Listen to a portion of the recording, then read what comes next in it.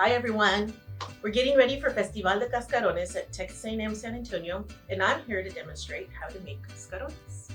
So step number one is to get some empty eggshells, and you do that by tapping out a little hole and dumping your egg, using it for something else, rinsing it out, and then it's ready to start to color, which then we will put into a dye so that we can color them. So that's what you do.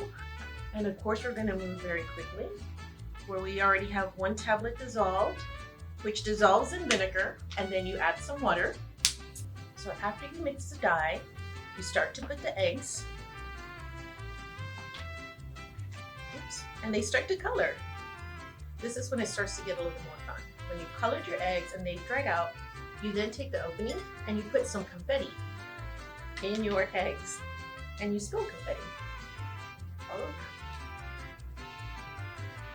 So when it's about halfway full, you start to then work on covering the opening of the cascarone. So for that, I have a little bit of glue, and you just put it around the opening. Then you grab a pretty colored tissue paper. So then you cover the opening, and that's how you make a cascarone. Now that you know how to make cascarones, we invite you to come to Texas A&M San Antonio on April 10th from 1 to 8 p.m. to celebrate Festival de Cascarones.